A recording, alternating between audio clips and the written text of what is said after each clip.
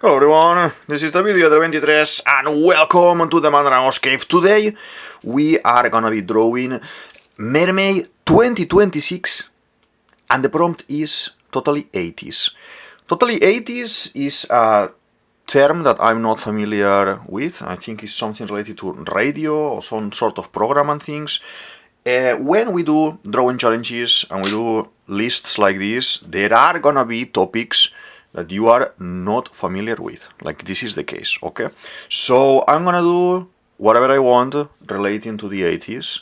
I checked a couple of movies that I really like from the 80s, and I'm picking the Neverending Story today. The Neverending Story has one of my favorite characters ever, that is called Fuchur. So we are gonna be trying to draw this type of let's say something like this.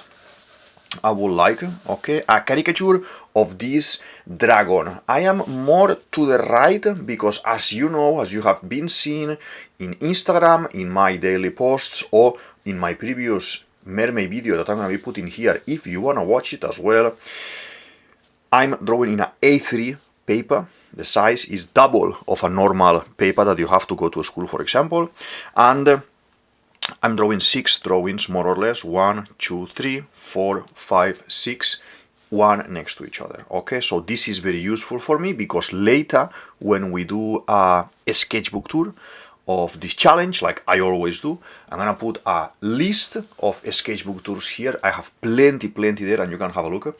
And yeah, so I am gonna try to do this dragon-like character, okay, that is taking the main writer, the main reader of the story, that is at the same time the main character of the story, one of the main characters of the story, called Sebastian,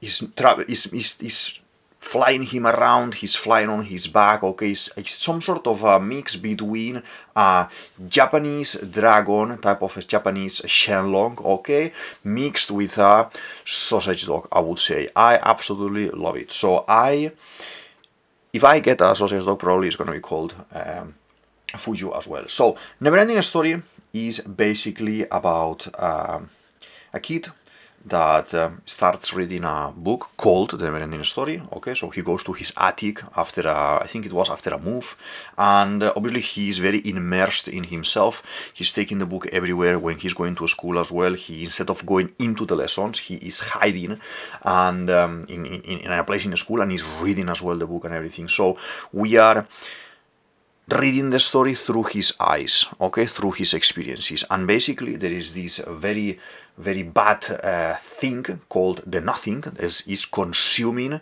this world, this fantasy world, okay?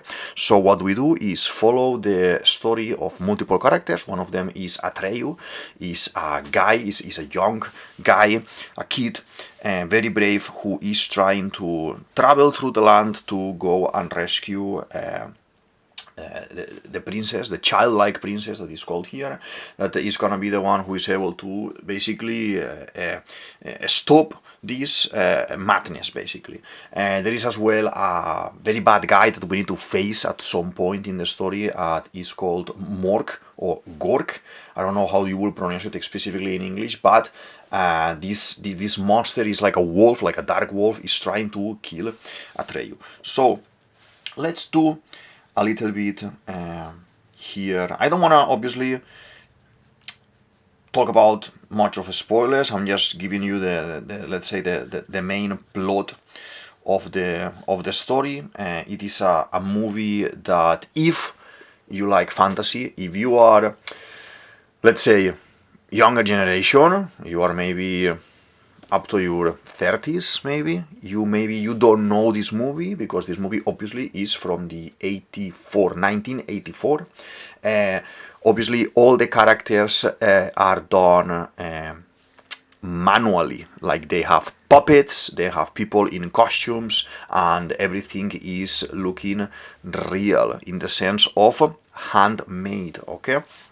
When the movies are done like this, like some of the Harry Potter parts as well, like the goblins at the beginning, the hippogriff, for example, it is as well practical effects. It is something man-made. It is something that it could even be animatronics. But obviously, we kind of go towards the world of CGI nowadays in movies, nowadays in everything, in animation as well, in video games as well. So basically what we do is create all of these fantasy things in computer.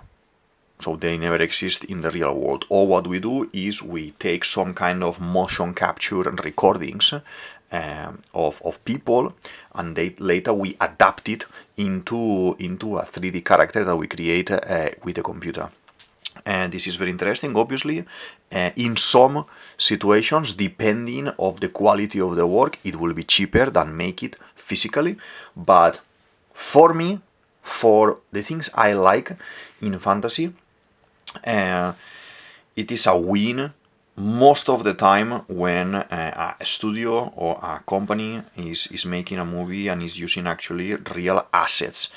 I want to know your opinion about all of this. If you are someone who actually has seen the transition between this more craft into a more technological era in terms of movies and series, feel free to speak your mind in the show more section. Explain to all of us how do you feel and why, or maybe there are movies that for you work nicer in traditional medias and other movies work better or nicer in computer generated images. Okay, a very easy example from the 2000s, for example, I would say we go into Lord of the Rings as well.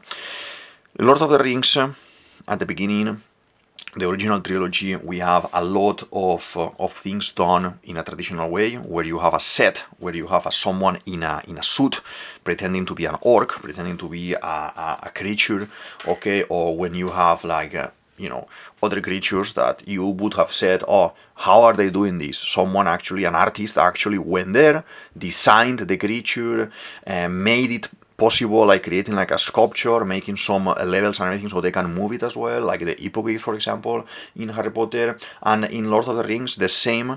And then you can see, for example, in the second stage of Lord of the Rings, in the Hobbit trilogy, how most of the things, the backgrounds, the characters, the orcs, are most of them CGI made, computer generated. You see in the screen. If you watch two movies, if you like the both of the movies, but you don't understand about these kind of processes, just have a look to the image in general, how they have this halo, this aura, this kind of misty look around the CGI movie, the Hobbit movies, for example, and how in the original trilogy, in Lord of the Rings, you see everything more real, okay? It looks more dirty, it looks more as well clear to the eye when you are, I don't know, in a forest, in the mountains, in the mines. You can see everything more touchable, that you can actually go there and touch it. So I think, in my opinion, for my personal liking, I would say these type of movies work very, very nice, like Dark Crystal, for example, as well, Labyrinth, for example, as well. We have Jason and the Argonauts, that is even older than this movie, and that movie includes a lot of stop motion. Stop motion is a animation technique, let's say, a way of animating that instead of using drawings, like normally in 2D you will do, or 3D models, like in 3D you would do, this stop motion is basically figurines. You can have figurines like toys, especially made for this. You can have plasticine as well, like for example Wallace and Gromit, for example, is plasticine, like Pirates is plasticine, Chicken Run is plasticine as well. And then you have puppets, like these toys, these marionettes, like for example Kubo is something like that. But all of these movies I'm mentioning are newer, okay? But if you go a little bit more back in time to Harry Harryhausen, that he is one of, basically, he's the master of playing with this stop motion approach. You see how he would create monsters. He will articulate, move monsters in a way that it would be believable. Like when they are trying to, they are sailing, all the adventurers, all the heroes, and they are trying to chase the goal that they have to achieve in the movie. Because obviously, I am not gonna give you any spoiler at all of this movie, but there are monsters, there are creatures, there are mythological creatures, okay, like harpies, sea sirens, colossus, things like this, that at that time you will say, oh, how are they gonna do this? And they use these techniques, blending in traditional way, camera footage, like you record the real guys, the actors moving around, fighting with the skeletons, everything. They will record this separately, and then the animation in stop motion, it will be superposed in post-production, in the final stage of the production of the movie, where they pan everything together, they mount everything together, so it looks like they are in the same space, but obviously they weren't in the same space. So I recommend you check some of these movies I've been mentioning. I recommend, for this specific one, you can check the Neverending Story. It is lovely. I wanna give, obviously, Fuchur a air of fish, so we are gonna, instead of doing the limbs, let's say the legs of this kind of dog-looking dragon has, I'm gonna make this look like some sort of fins or something, like mermaid design, and then we will go thinner here to have the tail. Probably all of it like this, hairy, like him, like this. When we do the line work in a second, I'm gonna go for that approach, but yeah, probably I'm gonna be using 0.3 fine liner. I've been enjoying so much the Micron Pigma Micron brand from Sakura. These are very nice for the type of drawings that I do. Okay, these are fantastic because I tried many brands, okay, and so far these are one type of pen that for me is giving me more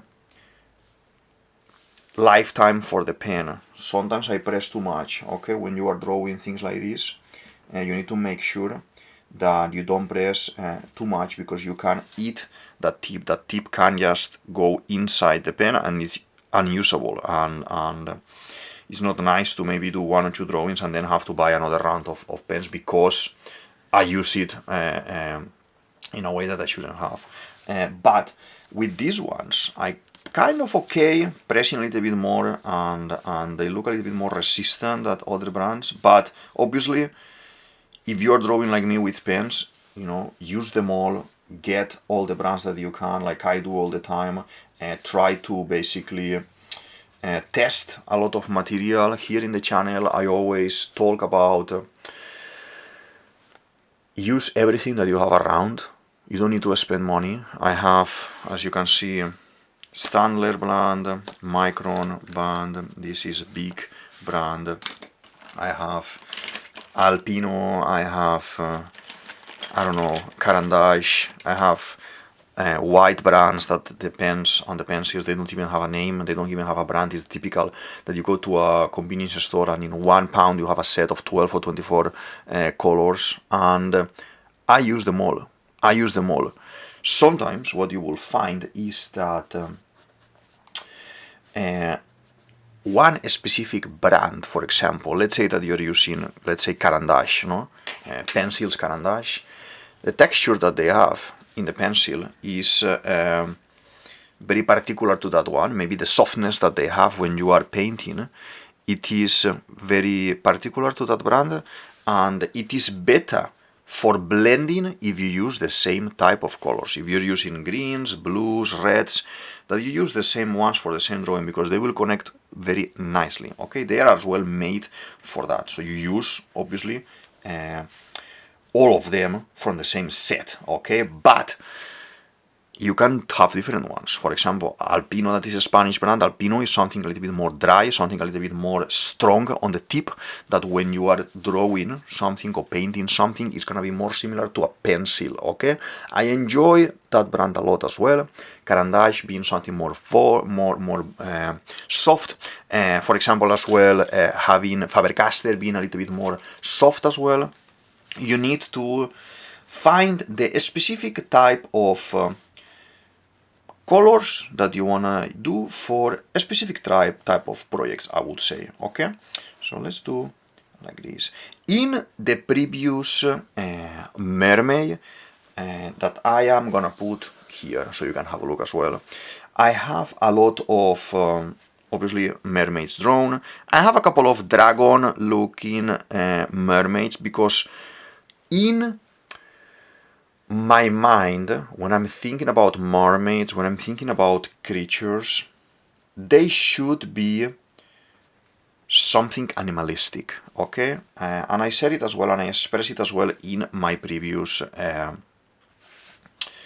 video, because if I am swimming in the ocean in the middle of nowhere and I happen to have an encounter with a mermaid, it has to be animalistic. I like the mythology of looking like a girl or looking like a guy and everything, and having this merc folk that they are pretty similar to humans, but something more creature-like, maybe a mix between a goblin and a fish with, you know, the skin and everything, would be like a shark, maybe, like any kind of fish. It will have different colors depending on where are we located. Let's say that you are in the Caribbean Sea, in a coral reef, something like that, so the colors are gonna be more orange, pink, greens, so the creatures around there, the mythological creatures that we are talking in this case, mermaids, should be more like that. But let's say that we are in the realm of fantasy, talking a little bit about Neverending Story here, so you know, and understanding that fantasy exists, and fantasy and mythology obviously go together with by the hand. Let's say that my mermaid, that is Fuchur in this case, that in the design it looks as well that it has some type of scales like a fish, because it's coming from a dragon, okay, like a type of dragon, Japanese, oriental type of dragon. And you will see how, if you design to do mermaids that are in the clouds, because the clouds, like in One Piece, are a sea, okay, a sea of clouds, and you have mermaids that are more soft in skin, maybe more whitish colors to camouflage with the clouds, maybe. Maybe they can have some sort of beaks as well, because you are mixing the concept of bird with the concept of mermaids. Originally, there were these creatures called the sirens, okay, and the sirens are not a mermaid in the water. The siren is a woman looking like a bird, that it would be perched in rocks or in cliffs close to the water, and they would basically sing to the sailors, and they will attract the sailors, so the sailors could basically be eaten, okay?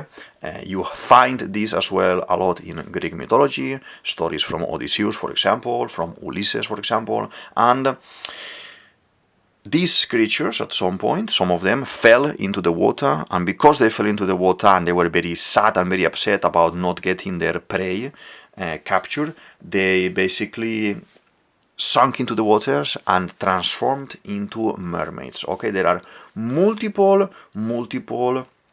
origins of mermaids and creatures, but this is one of them, okay, that you can investigate. So why not connecting them all in some sort of family tree, and being able to, let's say, separate them by categories in the terms of sky mermaids, like in One Piece, like sea mermaids, mountain mermaids as well, like in different areas you could have different mermaids, okay, and even in the volcanoes you can have creatures like harpies or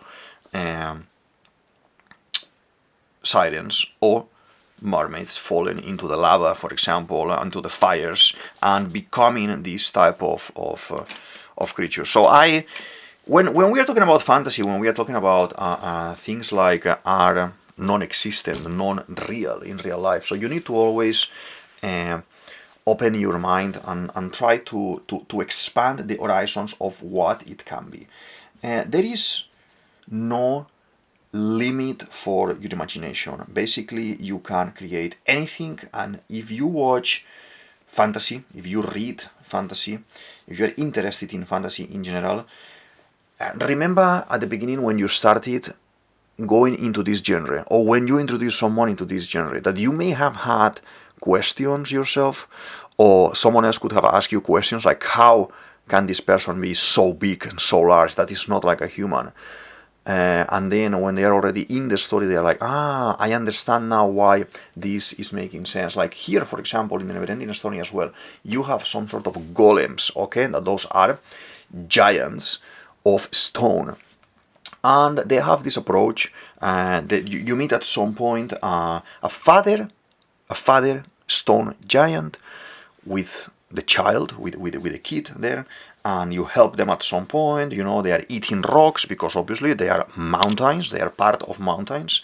And interestingly, you would say, oh my god, how is a mountain or a piece of rock or a golem, you know, that it's a fantasy creature, and you know, they don't have organs inside or anything, how are they gonna have a kid, you know? And obviously all of this is connecting to world building that we talk about in the channel a lot, storytelling that we talk in the channel a lot as well.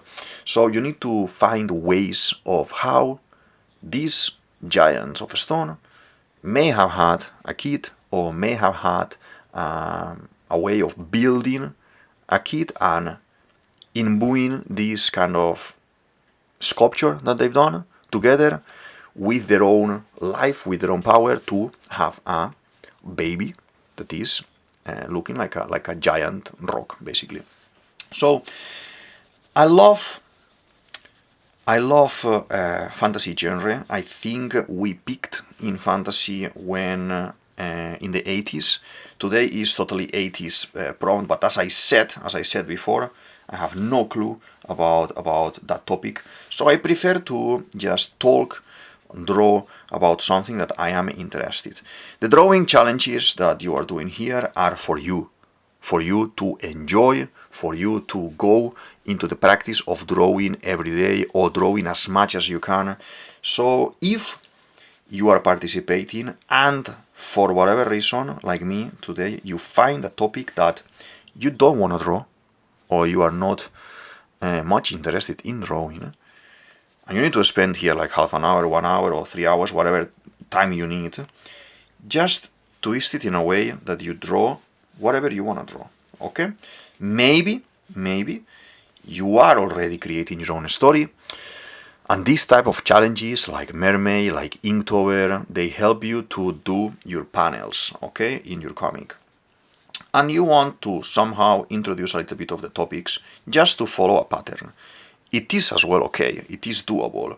This is just a way of us artists to keep working, experiment, see other people's work, and create a little bit of community, and it's very nice. Sometimes you will see in social media that maybe weeks and weeks and weeks and weeks and months pass and you don't have a single like. And that's okay, because you don't need to draw for the likes, you need to draw for yourself, for the love of practicing the drawing and creating stuff and expressing yourself. And then maybe, because there is one of these challenges, maybe, oh, I got 7 likes, oh, I got 50 likes, oh, I got 1,000 likes, you know, you're going a little bit crazy like that. Like, try to focus in what you do and forget about the concept of the posting, the social media, and everything. To do the social media basically is a full-time job. You need to be all day there, pending of statistics, pending on posting in specific times, you know, pending on profiles, and it is not needed for you. So if you are drawing, that you want to do drawing like any other thing that you like in life, it demands time, okay? So you need to spend time practicing. You are a musician, I'm sure there is a musician here, more than one, and when you're a musician, you're learning an instrument, what do you need to do? You need to be on your own, in your room, or in the studio, or in the musical school or something, learning a lot of music, learning how to read the papers, learning how to play those songs and everything, those musics, and you need time on your own. When you want to be someone at the level of sports, like, I don't know, playing football, for example, or basketball or something, what do you need to do? I'm sure there's someone here as well that plays sports, or even sports at a high level, and what do you need to do? You need to be practicing a lot, you need to be working on your own, with the ball, practicing, and then with other people in group as well, practicing for teamwork. So this is the same. You want to get into drawing and make something from drawing, in the terms of this is gonna be my thing, okay? Like the one who is musician, for example, or the one who is a football player, for example. I want to work in movies, I want to work in comics, I want to work in video games, I want to work in book illustration, I want to work in advertising, in marketing, in TV shows, art is needed in every single place, in every single thing that you may conceive. Like, you think about something, and they need creative people to create content, okay? Content in the terms of all of this. I don't like the word content nowadays, because content is connecting you to creating reels and creating things like that. No, I mean, before I started sharing my drawings and everything, I had plenty of drawings in my folders, physically, traditional drawings, and they were there. No one ever saw them and everything, and I decided one day to start showcasing this online. If I have 0 likes, 0 likes. If I have 100 likes, 100 likes. I don't care much, but I just wanted to show my stuff, because it is true that they are doing in my folders nothing, okay? So I would say, and I would invite you to do the same. Focus in what you like, and enjoy the process, okay? Enjoy the process of drawing, and make of this something constant, that you are gonna be creating a habit here, a routine, and you're comfortable doing it, okay?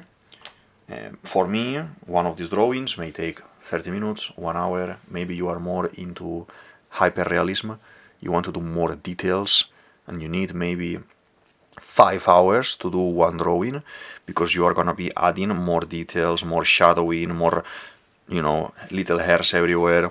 That's totally okay. You take your time. You don't need to finish something in one day, in one sitting, okay? That's another thing as well from social media nowadays, that we think that because a reel of someone drawing something like this in 20 seconds, 30 seconds, 5 seconds, we need to do it as well in 30 seconds. And that is not true. That is not possible. That is not realistic, okay? So you take it easy and enjoy the process.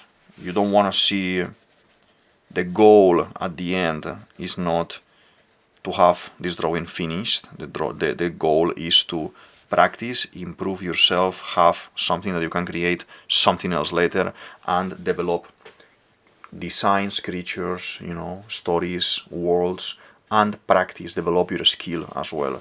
So that is my advice. I am an art lecturer. I've been teaching for years at different levels, okay, in school with kids, younger kids, more adults as well, in private schools, for older generations as well. I've been teaching and everything, and never is late to learn drawing and to be in the world of art. If you are at this point in life that you want to learn a little bit, but you don't have much time, or you have no clue about some of the basic things, don't worry about it. I got you. I'm gonna put here a playlist that I have where you learn the very, very, very basic things of how to draw a face, how to draw a body, how to understand silhouette or movement, and I think it's very helpful. It worked very nice in all the sessions I've been doing everywhere, and it's here. It's for free. You can just watch it, 15 minutes, 20 minutes, or watch it in different parts as well if you want, and then apply it. A pencil, sharpener, piece of rubber or something, just plain paper from your printer, from the back of a food. You buy some food and it comes in a cardboard. On the back of the cardboard I've been drawing a lot as well. Just grab whatever you have around and just try to apply those little exercises there, very short exercises, very easy to understand exercises as well, and come back here as well if you wanna comment on it or say something about it, and just enjoy the process. And as again, okay, feel free to ask any question here. You want to ask anything about art, about movies, about One Piece, about mangas, about anything. Just feel free to put it in the show more section, and we can open a conversation. I'm more than happy, always respectfully, obviously, with respect of everyone that may be around here. Just open conversation. Just open conversation. Don't be shy about it. And any doubt that you may have, just bring it here and let's start to talk about it, okay? To talk about it. And I want to see as well what you do. So if you have as well some sort of social media as well, you can just put it there and we can have a look as well and things. So now, because I've done pencil and then fine liner, and then on top I painted a little bit with colors, this creature in the movie is full white with some tones of gray, okay? Here I went the extra mile for myself, for my taste, make him a little bit more like golden, like yellowish on the top, so he can blend with the sun, and bluish on the bottom, so when you are looking from behind, because this is a creature that should be in the sky flying, and because it's more blue and more pale and more white like the clouds, you don't see him. Okay, this is my own take, my own interpretation as a mermaid for the character in the movie. Okay, that is like a flying dragon in the movie. Okay, so maybe someone has done like me and has picked this character for today, because why not? There were other movies that I was thinking about doing something, or maybe saying a couple of words like today. Anyway, at some point I may do a proper drawing of this movie, because we analyze here as well some books, we analyze some comics, we analyze some series, we analyze some movies and series in general, and everything, and talking in general about the whole thing, about the plot, about how the world may work better or no, how the characters work between them as well, how everything basically. Trying to see a little bit beyond the concept of just a movie, okay? So probably at some point I do the Neverending Story in its own video, talking specifically about the plot of the story, what happens specifically in the story, and everything. Another movie that I love in a similar style like this, but it is animated in 2D. Half of the movie is live action with people, half of the movie is 2D. It's called The Page Master as well. That is an incredibly beautiful movie as well, connecting to books. I love books.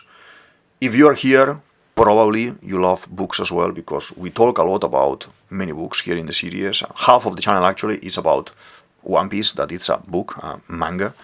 And that story, when the books are alive, they have faces, they talk. One is a pirate, one is a horror, because it's an adventure book, a horror book, and a fairy, like fantasy book, and all of them are alive, helping the main character as well. And it is, I think it was Macaulay Culkin, and it is incredible. So I look into movies like this. If you are a fan of nowadays, Harry Potter, Lord of the Rings, Narnia. I can guarantee that you are gonna love this. It's gonna feel very nice to watch this movie. It's very nice Sunday afternoon type of movie. You have some nice food. You're watching this for a couple of hours. It's beautiful, beautiful. Scary. Some of the parts are scary as well, specifically with the bad guy, with the wolf, and some of the things that happen as well are scary, but they make it feel very real and very interesting. So for today we have been drawing MerMay 2026. The prompt was totally 80s, but how I'm not familiar with that, I picked a movie from the 80s, the Neverending Story from 1984. It's a German movie, and yeah, so I think I finished for today. We're gonna sign here, for example, there, here. Yeah, here probably. This is DavidViadel23, DavidViadel23. You can say it as you want, and this is the Mandrago's Cave. I hope you enjoyed the drawing, the chat, the little chat here for today, and I'll see you in the next one. Thank you very much. Bye.